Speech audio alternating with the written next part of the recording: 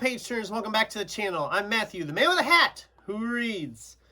And today we are looking back for the last time at 2024 with my top 10 fiction reads of the year. 2024 was a good year of reading. Just to break down some statistics before we get started, I read 139 books in 2024. Of those 139, 23 of them were rereads or nonfiction or memoir or whatever you want to call it. So that leaves us with 116 books we read fiction for the first time this year. Some were really good, some not so much. I already kind of talked about disappointments here a few weeks ago. I'll link that video down below, as well as the nonfiction video if you really want to see those or haven't seen them or want to watch them again or whatever.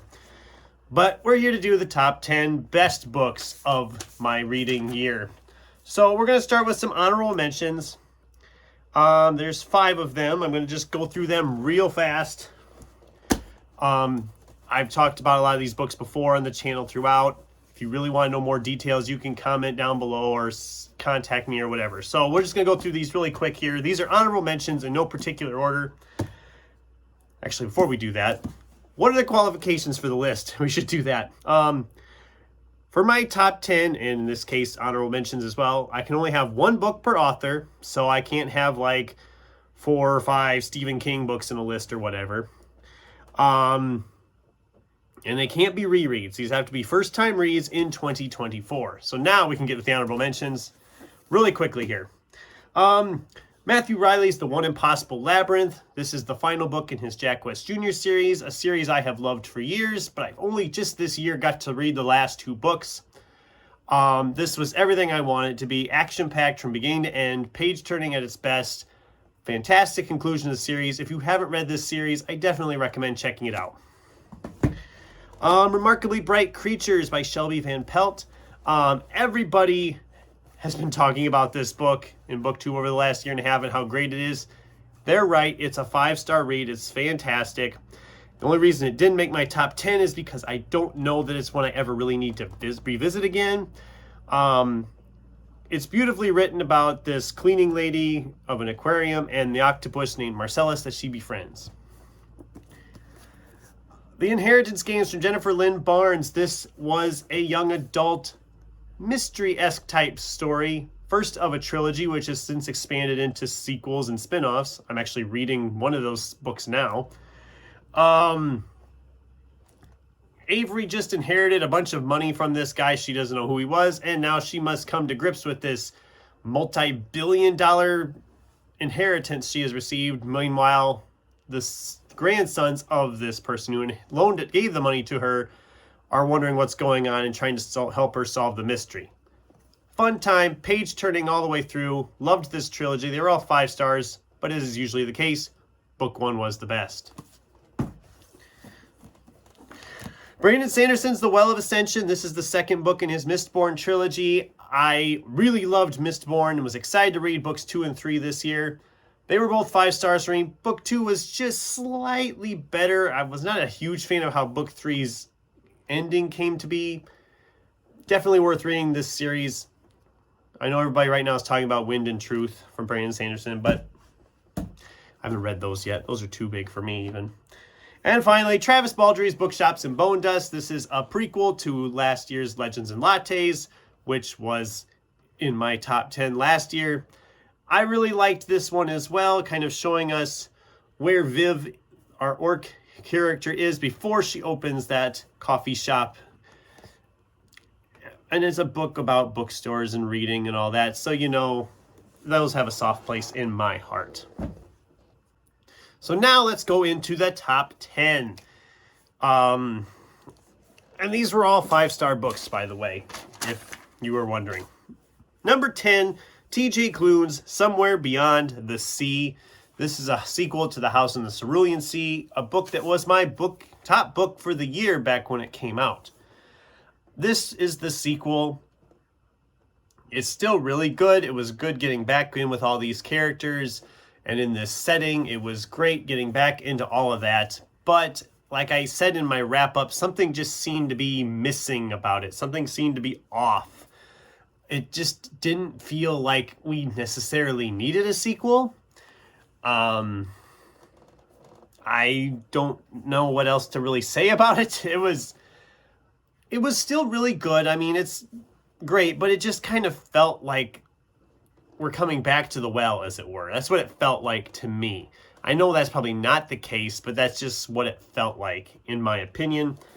It was a great read, a nice, heartwarming read, just like the first book is.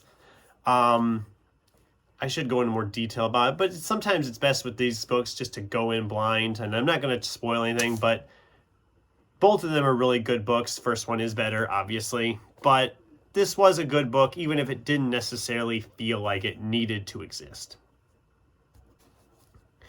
At number 9, I finally picked up this series this year. This is George R.R. Martin's A Game of Thrones. This is the only book I've read in the series so far, but it doesn't matter because this was fantastic. I don't think I need to explain what it's about. Everybody under the sun knows what Game of Thrones is by now. I was one of the last few people, I think, that had ever not read the book or watched the show. Still haven't watched the show, and I haven't proceeded past the first book, even though I have books 2 and 3 sitting here ready to go. I didn't know if I would love this as much as I thought I did, I didn't know if I would love this as much as I ended up loving it, because just so fascinating. The political conniving and positioning and just everything about this just clicked great with me at the time. It's 800 some pages, but it never felt like it was that long. At number 8, we have Scott Thomas's Kill Creek. This was a book I picked up at a thrift store. I had no real inkling what it was. It doesn't really say a lot on the cover. I mean, we got this nice creepy looking cover. The front cover, you can see there's people on the roof and stuff. Essentially, to sum it up, 4 famous horror authors spend the night in one of the most notorious haunted houses in the world, and creepy stuff begins to happen after that. It just feels so, I mean, the atmosphere of it feels so great, and you think it's just like, oh, it's not really haunted, it's just a bunch of hoax and hooey and all that good stuff. And then the second half of the book happens, and it just gets really dark really fast. It is unsettling. It is creepy. It's just dark. It just oozes menace, and I loved it so much. This is probably... Well, I got a couple other ones on here of the horror. This is probably the most straight-up horror book I read this year. So I would probably say it is my top horror book of the year. I know Cliff was wondering about top horror novels. The other 2 books have horror elements that I'm going to be talking about that are in that genre, but they don't really classify as horror. If you're looking for straight up horror, Kill Creek is the top one for me. Absolutely nailed it. Just dark, menacing, atmospheric, just fantastic. At number 7... we have What You Are Looking For Is in the Library. I'm not going to try to pronounce this author's name again. It'll be on the cover over here. This was the Before the Coffee Gets Cold for this year. I didn't get back to that series at all this year, but this was like a nice filler for that. Essentially, it's a bookstore, and you go in there, and the head... Oh, I guess not a bookstore. It's a library. I didn't know the title. My God. Ugh. It's a library, and the librarian seems to know exactly what book you need to read, and then these people check out these books, and their life immediately becomes a better thing. It's very much heartwarming, probably a little bit schmaltzy and cheesy, but it works in a strange way. These 5 stories interlocking and just intertwining with each other. It really was just a nice, warm hug of a book. Like I said, if you haven't read that or Before the Coffee Gets Cold, those are both great books. They both kind of fit that same theme where the stories kind of all interconnect in a really nice way. It's just a really nice, heartwarming, warm book. At number 6 is Golden Sun by Pierce Brown. This book was a long time coming for me. I read I read Red Rising like 3 years ago, picked up the second and third book, and then promptly didn't read them. So I finally reread the first book this year and then read Golden Sun and Morning Star. Both of those were 5 stars for me. But Golden Sun was just, it took everything that was great about Red Rising and it just made it even better. Everything, the action was better, the story building was better, the character development was better. Everything was just firing on all cylinders with this. I don't know that I will go beyond the trilogy. I know there's like another, 4 books, I think now. 3 of them published, 1 on the way. But the trilogy is its own thing. Everything's connected up and wrapped up in that trilogy. You can read on, but you don't have to. As of now, I'm not planning on reading on, but never say never. This was a fantastic extension to that series. The sci-fi action, like I said, is just great. Everything was working and clicking for me on this one. At number 5 is Jimmy Giuliano's Dead 11. This is a book that surprised me considerably. I mean, I was very much, the cover is what drew me in. I mean, it's got that whole VHS retro look to it. A creepy island, a missing person. Essentially, in this book, a character has disappeared on this island. Everybody in the island acts like it's still 1994. It's up in Wisconsin's Door County Peninsula. And the mystery, of course, starts to come when this character's brother shows up to find out what happened to his sister on this island. That's all I'm going to tell you, because the rest of it is just better if you don't know. Because it starts out like this missing person mystery, and then it starts kind of getting a little more eerie and a little more creepy.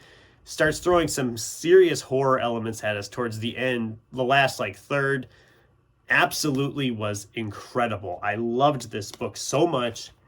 I am going to be picking up anything else from this author if stuff comes out. I don't think there's any other books out right now by him, at least not that I know of. But yeah, it had the horror elements, so you could kind of say it's horror, but it's also more mystery thriller. It's kind of a mishmash of things, which I kind of love when a book is a mishmash of genres. Absolutely just page turning, especially in the second half when it really gets going. Was very much enjoying this book. Definitely looking for more from the author. At number 4, probably one of my biggest surprises for the year, we have Ray Bradbury's Dandelion Wine. This is the oldest book on the list of my top 10. I had never read this one. I've read a lot of Ray Bradbury through the years. I love his short stories. I love his sci-fi. Fahrenheit 451 is a masterpiece if you haven't read that one.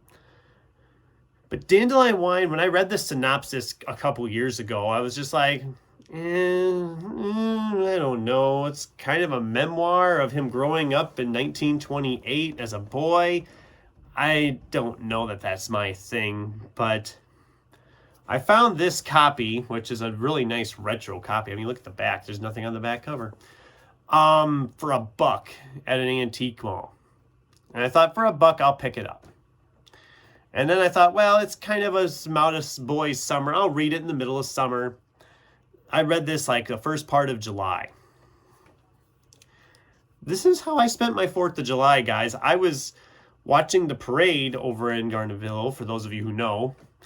They always do a big 4th of July parade. But before it started, I was literally sitting there flipping through this book. I was just devouring this thing. I think I read this in 2-3 days.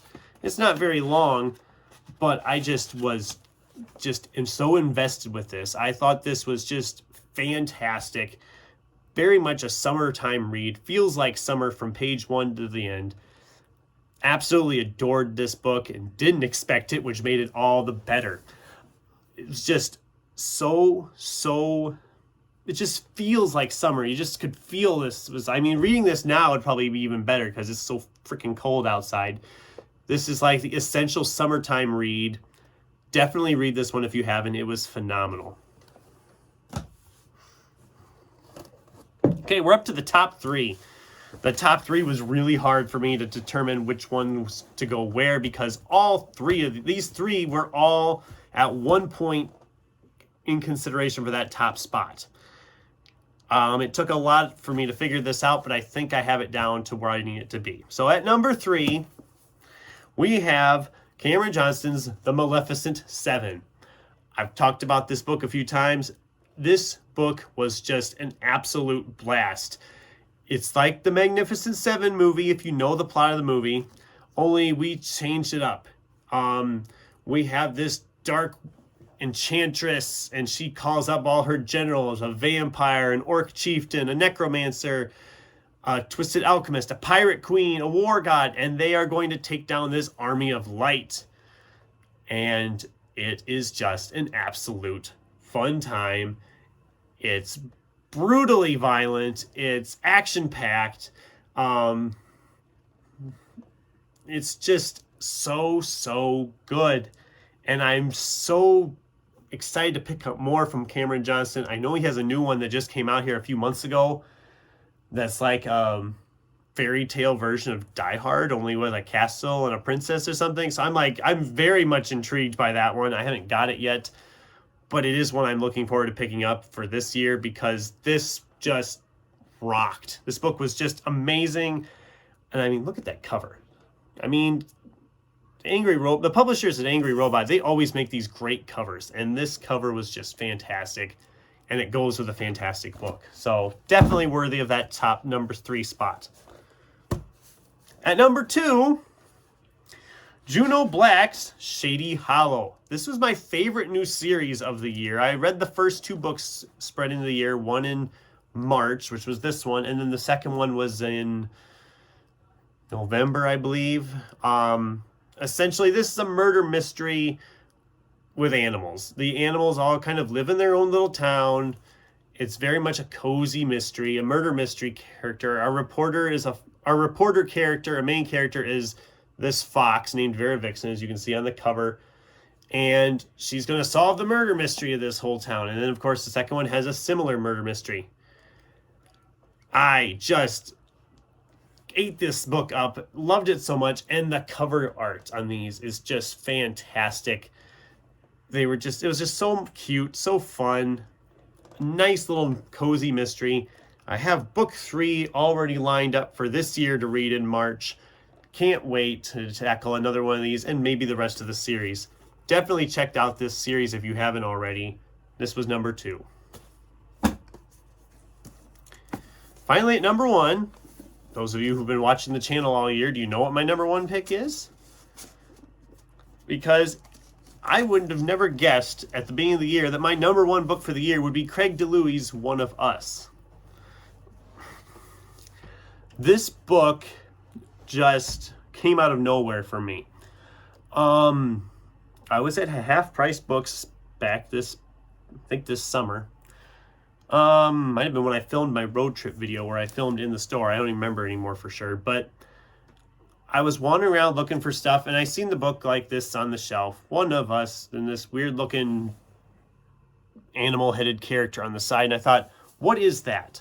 So I pull it out. Oh, there's no synopsis on the back, just little publisher blurbs, and all I had for a synopsis was, they call it the plague, a generation of children born with extreme genetic mutations. They call it a home, but it's a place of neglect and forced labor. They call him a freak, but Dog is just a boy who wants to be treated as normal. They call them dangerous. They might be right. And yes, that's all we got for a synopsis. I was like, well, that's intriguing. It was $7.99 for this hardcover. It was used. It didn't look in too bad a shape. It just had a little bit of discoloration up here, but whatever. So I picked up, thought I'm going to read this thing towards my sci-fi September month and just see how it is. And my God, was this book phenomenal. It has some horror elements. I mean, obviously they're genetically mutated characters, so there's some kind of disturbing characters, and one's like a slimy oozing thing. One's, of course, our dog-headed character. It has some sci-fi elements. Again, they're genetically mutated, whatever. it's also got some just heartbreaking moments. This book is just heartbreaking to read at times with how these poor people are mistreated. One female character literally just has like a mental disability, but they group her in with them because they don't want to deal with it. And it's just like, oh my God, it's just so. And what these characters go through in this story, I'm not going to spoil anything because, like I said, the synopsis doesn't give you much. But my God, this was such a powerful, powerful read. I had never read anything else like it. It just really connected with me. I absolutely adored this book so much. I'm definitely going to be checking out more from Craig DeLuey. I couldn't believe it. It came out of nowhere for me, and it just was so phenomenally good that it literally just, I got to the end, I was just like, literally, I didn't know what to even say. I was just floored by it. It was fantastic, well worth a read if you haven't read already, and it is, of course, my top book for 2024. And there we have it, my top 10 for the year. It was a good year of reading. We had a lot of great books we read, and I'm already looking forward here as we're moving into 2025. See how much more great stuff I can find, and when we can make a list like this again. I'm so thankful to you all for watching this video, as well as throughout the year if you did. I wouldn't be doing this if it wasn't for you, the viewers. So you guys are all fantastic. Thank you so much for watching, and until next time, keep turning pages.